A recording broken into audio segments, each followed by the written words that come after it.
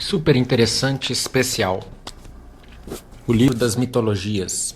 Um guia definitivo dos deuses, heróis e monstros que povoam as histórias mais fascinantes de todos os tempos. Por que amamos os mitos? A palavra mito contém uma carga negativa.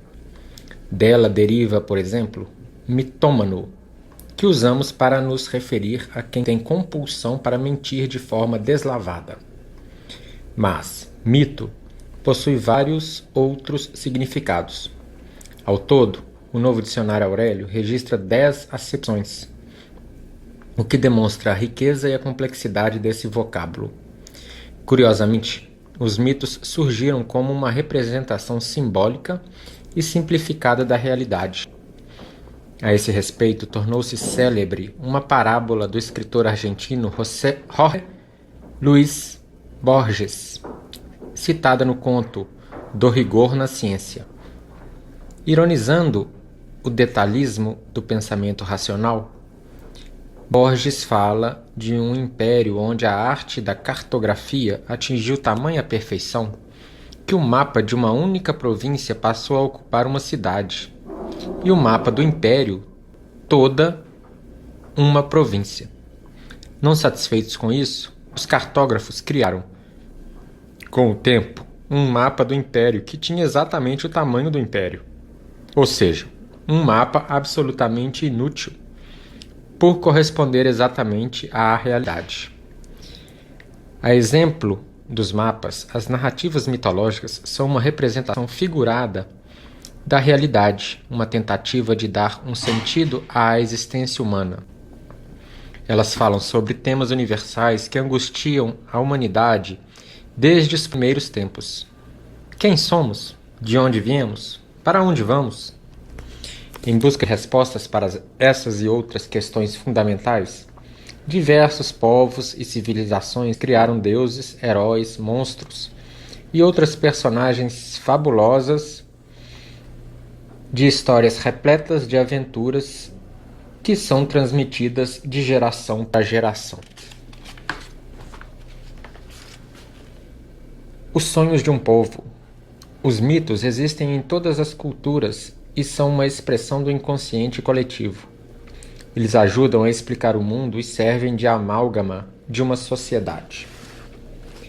Mitos são narrativas repassadas de geração para geração e que explicam os principais acontecimentos da vida por meio do sobrenatural. Mais do que isso, são histórias que, em conjunto, explicam e justificam a existência humana. Antes de existirem a ciência, a religião, a filosofia e a literatura, a mitologia sozinha exercia todas essas funções.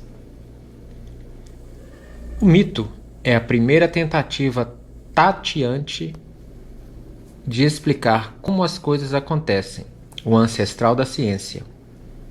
Quem diz isso é o pesquisador J.F. Bierlein, em seu livro Mitos Paralelos.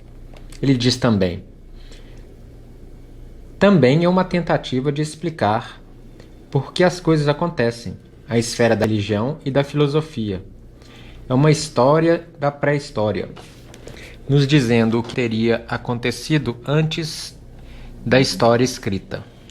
É a forma mais antiga de literatura, frequentemente uma literatura oral. O mito dizia aos povos antigos quem eles eram e qual era a maneira correta de viver. O mito era, e ainda é, a base da moralidade dos governos e da identidade nacional. Os mitos são, portanto, a base da cultura e a ferramenta mais importante de coesão social, já que estabelece relações de poder e detalha códigos de conduta ética. Nas sociedades tradicionais, em que Estado e religião não se diferenciavam, a mitologia sustentava a religião, que por sua vez reforçava as histórias contadas pelos mitos. Segundo André Chevitarese, professor do Departamento de História da Universidade Federal do Rio de Janeiro, mitologia não é sinônimo de religião, mas Com o passar do tempo, as duas ficaram interligadas. Só depois do Iluminismo, quando o Estado e a Igreja se separaram, é que os mitos do Ocidente se desvincularam da religiosidade. Mas os mitos existem em qualquer sociedade de qualquer tempo. Hoje também temos mitos. Nunca deparei com nenhuma cultura que não tivesse os seus, afirma o professor. Há 100 anos, a narração mitológica ganhou uma nova interpretação com Sigmund Freud, o pai da psicanálise. Para ele, mais do que uma recordação ancestral de situações históricas que se perderam no tempo, os mitos são uma expressão do inconsciente coletivo e funcionam no nível social exatamente como os sonhos atuam na vida de cada pessoa. Nessa interpretação, os mitos são os sonhos de um povo,